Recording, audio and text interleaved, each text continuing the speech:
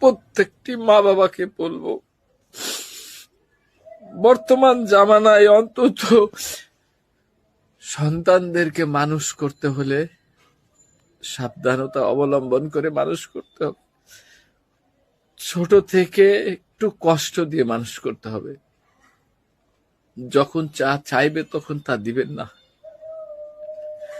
সন্তানকে ভালোবাসবেন, যেখানে ভালোবাসার দরকার সেখানে বাসবেন, যেখানে শাসনের প্রয়োজন সেখানে শাসন করবেন, নয়তো আমার মতো কাঁদতে হবে। কারণ সন্তানরা বর্তমান জামানায় যখন একটু বড় হয়ে যায়, তখন তাদের নিজেদের নিয়ন্ত্রণ নিজেদের হাতের মুঠোয় নিয়ে নেয়। মা বাবার কথা তাদের তখন মূল্যায়ন করতে ইচ্ছে করে না, মূল্যায়ন করেও না। সামান্য তুচ্ছ ব্যাপার,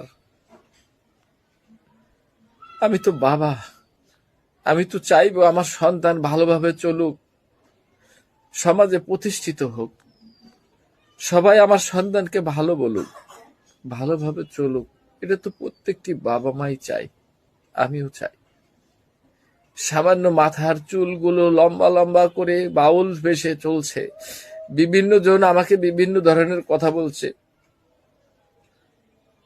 সন্তানকে পায়ে ধরে বলেছিলাম, তোমার চুলগুলো কেটে ফেলো, সে মানেনি।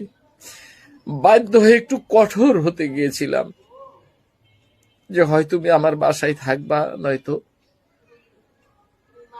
তুমি চলে যাবা। আমার বাসায় আমার খেয়ে আমার নিয়ন্ত্রণে থাকতে হইলে তোমাকে চুলগুলো কেটে ভদ্র বেশে আসতে হবে। সে তাকে তার চুলগুলোর মূল্যায়ন করছে, মা বাবা ভাই বোন কারোর মূল্যায়ন করেনি। আপনারাই বলুন, সেই সন্তানের কি আর আশা করা যায়? এই সন্তানকে আদৌ আমাদের দেখবে বা কখনো আমাদের মূল্যায়ন করবে? প্রত্যেকটি মা বাবার কাছে আমার এই প্রশ্ন,